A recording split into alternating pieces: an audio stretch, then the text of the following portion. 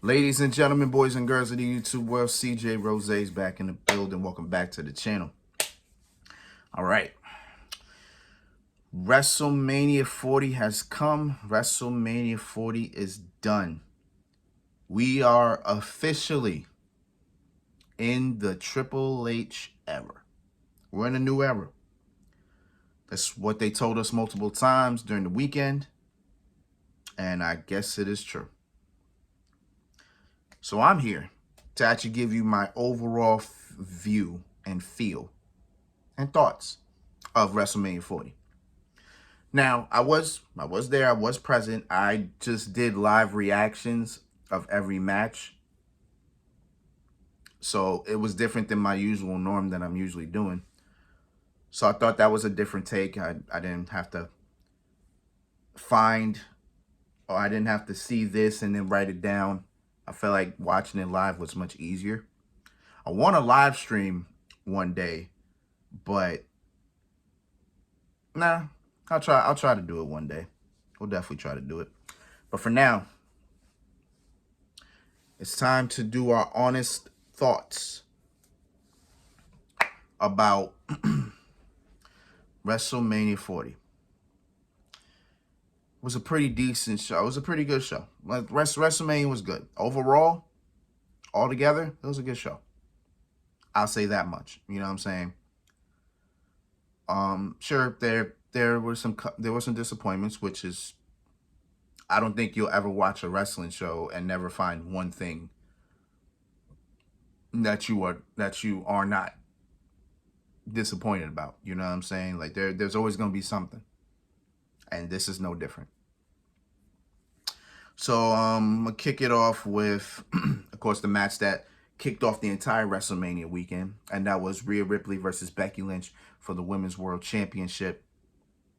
I thought that match could have went either way. I could have saw either woman winning, but in the end, it was Rhea Ripley who retained her Women's World Championship and pretty much told us she is going to be one of the catalysts in this new era, which I'm fine with. Rhea Ripley has now beaten both Charlotte and Becky Lynch back-to-back WrestleManias. We'll see. We'll see what else is in store for her. I just know for a fact she's got to see Bianca Belair at one point. She's got to see Bayley at some point. And maybe, definitely down the line, we're going to get Rhea versus Jade Cargill. That's at some point, not now, too early. It's way too early for that. But we're going to get that match at some point. Maybe a couple years from now. But we definitely going to get that match. As for Becky, as we all know, Becky Lynch's contract is coming up. So I guess we'll see if she stays or if she goes. Only time will tell. We'll see what happens. Then after that came the Undisputed Tag Team Championship 6-team ladder match, where was the Judgment Day defending their tag titles against the Awesome Truth, DIY, the New Day, A-Town Down Under, and New Catch Republic. That match was good. That was a fun match. That was a good match. R-Truth damn near stole the whole show with them in his match. It was great. But we did what I wanted. We split the tag titles. The tag titles are now split. We now have Raw tag titles on Raw and SmackDown tag titles on SmackDown. Grayson Waller and Austin Theory are the new SmackDown tag team champions. I didn't think they would either. I didn't think they would even win. They were not even in my radar, but they won. They definitely won. And maybe that's a way that we push that narrative of Grayson and Austin breakup, but we'll see. And the Awesome Truth are the new Raw Tag Team Champions, which means R-Truth wins a WrestleMania match finally. I didn't know that man was 0-7. I didn't even know R-Truth was a part of 7 WrestleManias, but he's now got 1 win. So congrats to him. That's R-Truth's feel-good moment. You love to see it. Then we had Rey Mysterio and his tag team partner Andrade as they took on Santos Escobar and Dirty Dominic Mysterio. Now, it was supposed to be Dragon Lee, but Dragon Lee got taken out literally the Friday before WrestleMania Night 1. So Andrade stepped in. He said, I got you. And here we are. The match was alright. Match was good. It's pretty solid. Sorry, I went blank for a minute. I really went blank for a minute. We had some NFL players interfere or help Mysterio and Andrade win. That was Jason Kelsey, and I forgot the other dude's name, but they are Philadelphia. We had a Philadelphia. Well, they're both technically legends, I guess, in Philadelphia, right? I guess on your perspective. You know what I'm saying? But Rey Mysterio and Andrade definitely got the win. Hopefully we see what I'm thinking, which is Dominic becoming obsessed with the fact that he just can't beat his father. So now WrestleMania 41, hopefully we travel to that retirement match that hopefully we get. So we'll see what goes on with that. After that, I believe it was Jimmy versus Jay. I think that was the next match. I think it was brother versus brother at that point. Jimmy Uso versus Jay Uso, underwhelming. I was underwhelmed, and I'm kind of disappointed. But at the same time, I'm not really disappointed because I didn't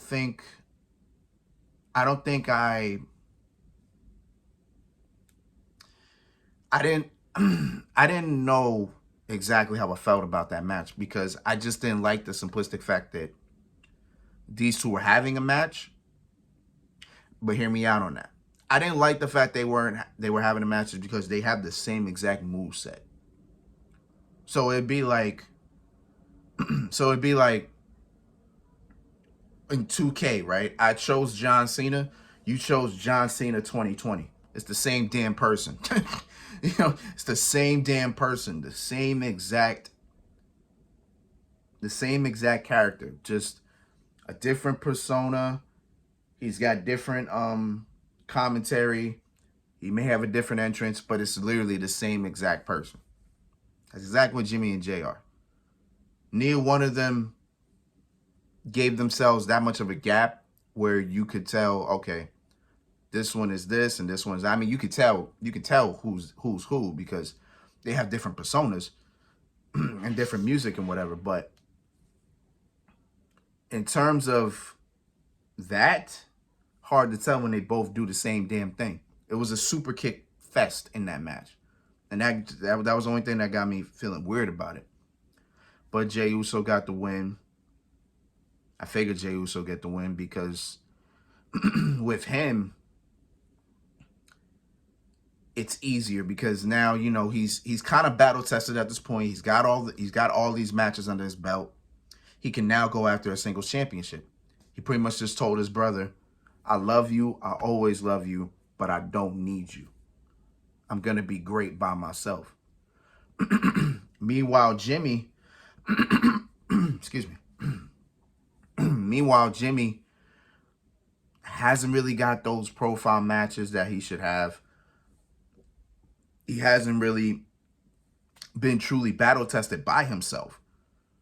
So because of that, Jimmy's lost in this way. Like Jimmy doesn't have a direction. All Jimmy is just another body on the bloodline. And I've been trying to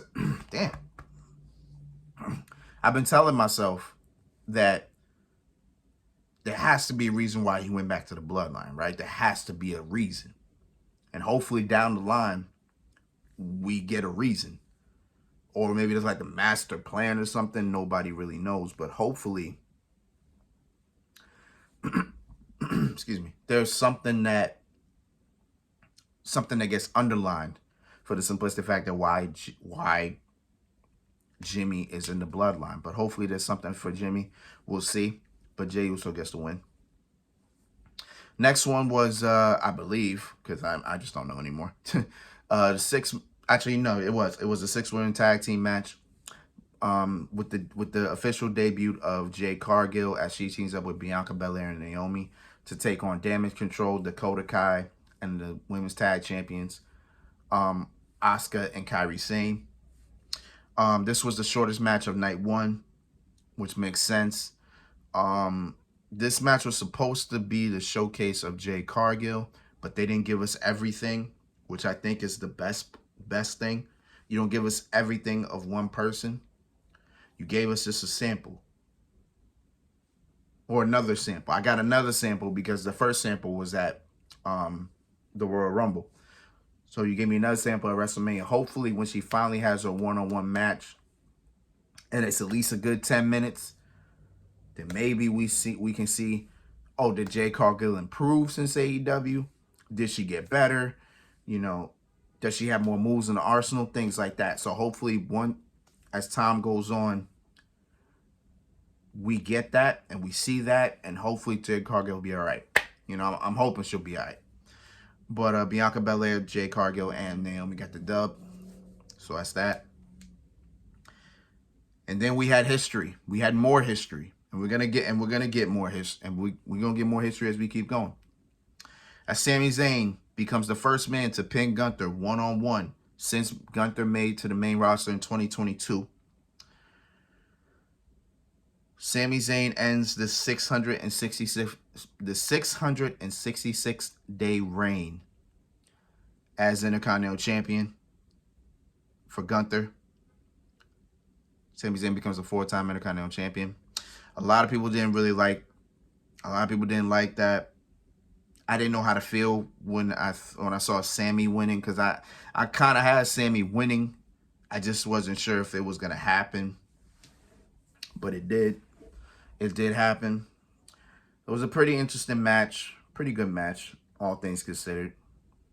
People mad at the fact that Sami Zayn got up after getting powerbombed and top rope splashed. But it is what it is, man. Gunther had to lose that championship in order to get that World Heavyweight Championship, man. So, trust me, down the line, you're going to see that man with the title. And we're going to be in Germany in August. Gunther going to get that title. You understand what I'm saying? He is going to get that championship. But yeah, Sami Zayn made history, ending the reign. All good to me. And then we arrive at the main event of night 1, which was the biggest tag team match in WrestleMania history, as the World Heavyweight Champion Seth Rollins teamed up with the American Nightmare Cody Rhodes as they took on the final boss, The Rock, and the Undisputed Universal Champion, Roman Reigns. That match was so long. That match was 40 blasted minutes. 40 minutes. That match was 40 minutes, but it was great. It was a great match. I thought they took too long to heat up. That was my only thing. I thought they just took way too long to get the ball rolling. But usually that's kind of how a Roman Reigns match usually goes. You take a while to heat up and get to where you really want to be. It was like 10 minutes. It took like 10 minutes to get to that point. So, but all in all, it was good. It was great. Great match. Crowd was into it. Of course they were going to be. But The Rock and Roman looked in phenomenal shape. Everybody looked good. Everybody was good. But The Rock and Roman Reigns walked out winners, which I'm not surprised at, because I kind of had them winning as well. I said that match could have went either way as well. And now Cody and Roman bloodline rules. Well, we're going to see how that went. Then we go to night 2, where we open up with the World Heavyweight Championship on the line. As Seth Rollins closed night 1, he opened night 2 against Drew McIntyre.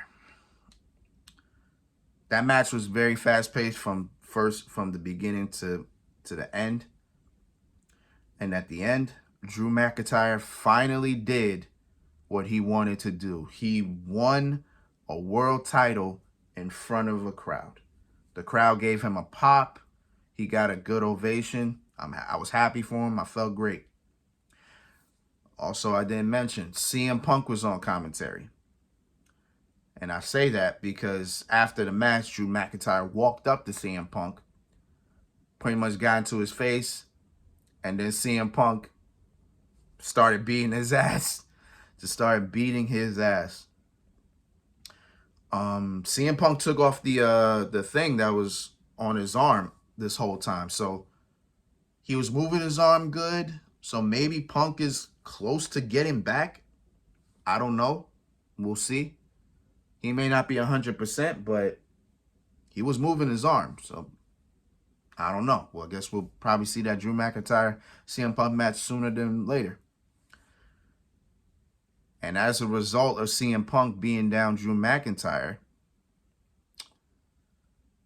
Damian Priest finally cashed in. He finally cashed in his Money in the Bank, pinned Drew McIntyre, and Damian Priest walked out of WrestleMania with the World Heavyweight Championship.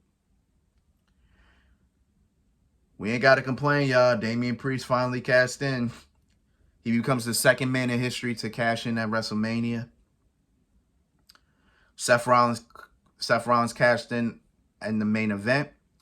Damian Priest cashed in the opening match. Now, I'm curious what this will do for Judgment Day now. Will Finn Balor start getting jealous? Because I get a feeling Finn Balor is going to have some type of... I feel like he's now going to be pushed forward into this story, which will lead to the Judgment Day breakup. I guess we'll see what happens with that. But Damian Priest and Rhea Ripley ended WrestleMania with both the women's world and the World Heavyweight Championship. Pretty good. All right, next matchup, I believe, if I can remember, and it was just last night. I don't know how I don't remember. The next match was... What the hell was the next match? Jesus. I don't remember the next match. What was the next match? Hold on. What was the next match, bro?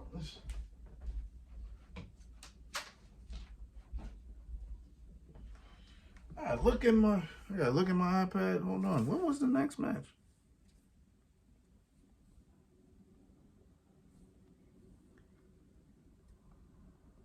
Oh, it was the Philadelphia Street Fight. Okay. And what was after that? Just so I know. Okay. So the next match was the Philadelphia Street Fight between the Final Testament, Karrion Kross, and Authors of Pain versus the Pride, which is Street Profits, Montez Ford, and Angelo Dawkins, and Bobby Lashley, the almighty Bobby Lashley, with Snoop Dogg on commentary and Bubba Ray Dudley as the special guest referee. Of course, Bubba Ray had an involvement in it. Had something to do with tables. Go figure. That match was alright. I think that match was the shortest match of the night because that didn't even hit 10 minutes. But that match was okay. Bobby Lashley and Street Profits got the win. I'm a little iffy on that, but then again, you kind of saw that coming when you saw Bubba Ray Dudley as a special guest referee. So you knew that was going. So you kind of already saw that happening. But it is what it is with that one. Next up was L.A. Knight. Yeah.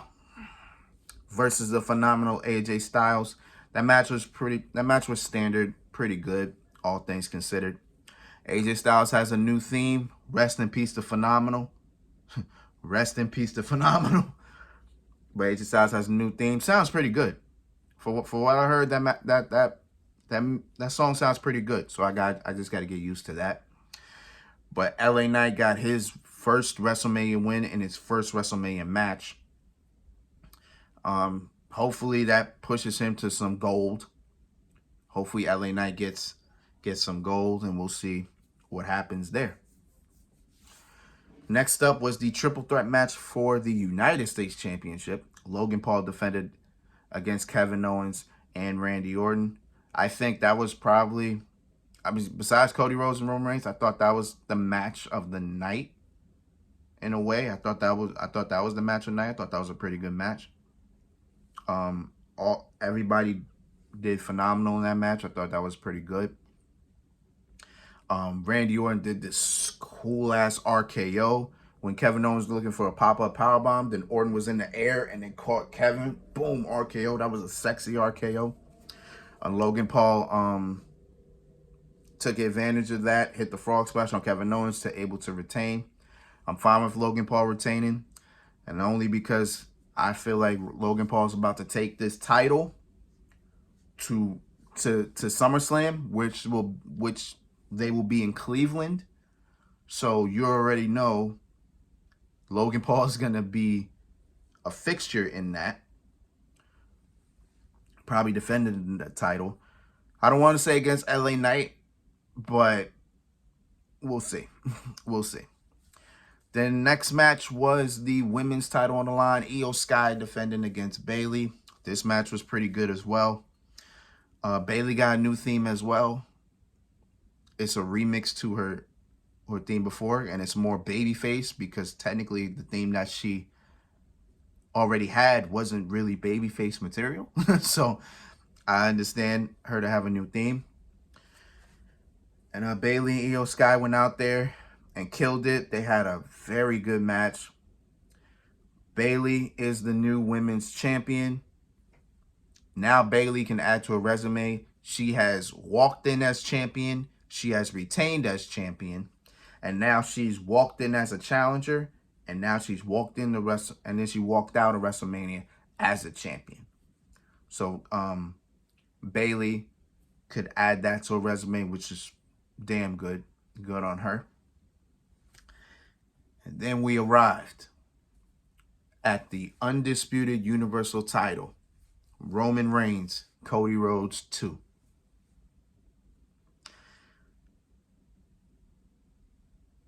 Is Roman Reigns, Cody Rhodes 2 better than Cody Rhodes, Roman Reigns 1? I think 1 is better than 2. Honestly. I mean, 2 had... See, the thing with... See, it's hard to say, right? Because I think if you look at both matches, you kind of could already tell before they even happened that something was going to happen in those matches. So, I don't know if 1's better than 2 or they both kind of equal in this sense. But, man, I said it too. I said it during my live reaction. I was like, just wait before we hit 25 minutes, something's going to happen. 21 minutes in, Jimmy Uso comes in, tries to help Roman Reigns. Doesn't work. Here comes Jey Uso to neutralize Jimmy. He spears him from the top of the stage all the way to a table.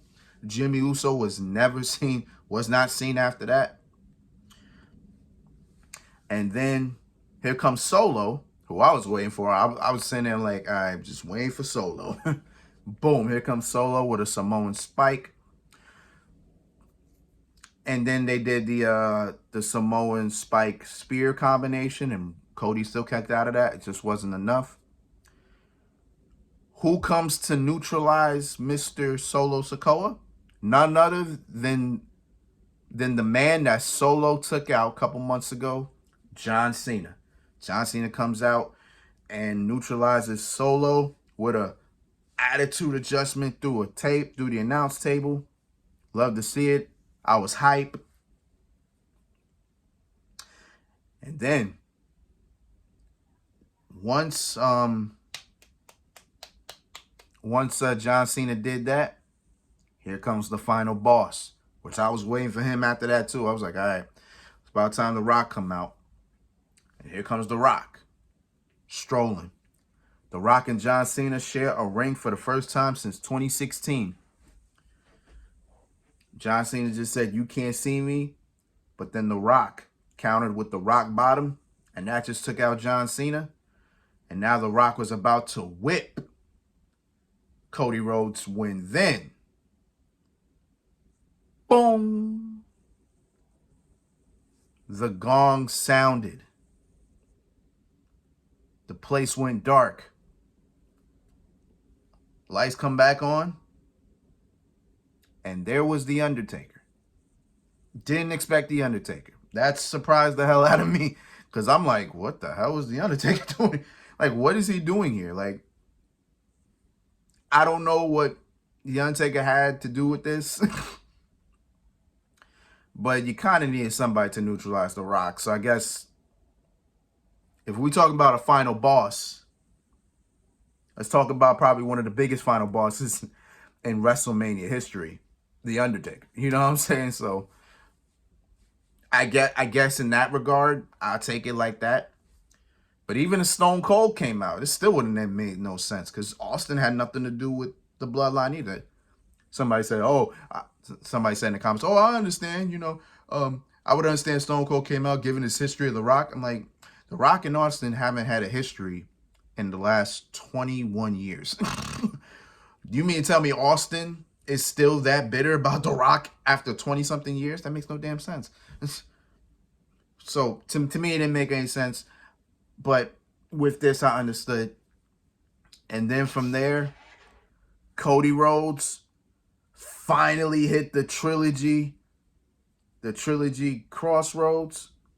1, 2, 3. The count wasn't that slow, but I was just, 1, 2, 3. The arena erupted. I got out my seat. The American Nightmare finally finished the story. We got a new undisputed Universal Champion. They milked that. They milked the aftermath, the aftermatch with everything they could. That's what it got. Yo, Jey Uso was out there. Sami Zayn was out there. Kevin Owens was out there. LA Knight was out there. Randy Orton was out there. CM Punk came out there. John Cena was there. Triple H came out. Bruce Pritchard came out. Of course, Cody Rhodes' family came out. Mama Rhodes came out. Cody Rhodes delivered the promise that he said he would do. He said he knew he couldn't give his father the title, but he knew for a fact he could give his mother the title. That moment, that was a beautiful moment right there. Mama Rhodes holding the title. She's crying. I damn near cried. I couldn't look at it because I was like, nah, I'm a grown-ass man. I can't do it. You know what I'm saying? I'm a grown. I ain't about to do this. But it was a touching moment. It was a great moment. Roman Reigns' historic reign is over. I don't know what happens with Roman Reigns now, but we won't see Roman for a while. Maybe we'll see him tonight. I don't know. Maybe we'll see him tonight. Maybe we'll see The Rock tonight. I don't know. You know what I'm saying? Can't guess it. Can't figure it out. But, man, that was,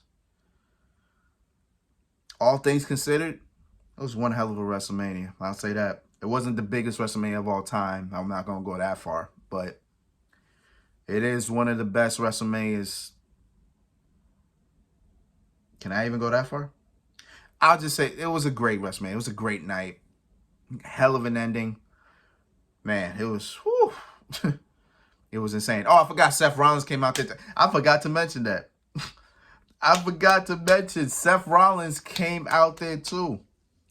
Came out there in Shield gear, but he got his ass beat. I don't know why Seth Rollins even came out there, bro. Even though in the after the match, Cody Rhodes shook Seth Rollins' hand. So I thought there'd be a betrayal between The Rock and Roman, or Seth and Cody, but that didn't happen. Cody and Seth shook hands.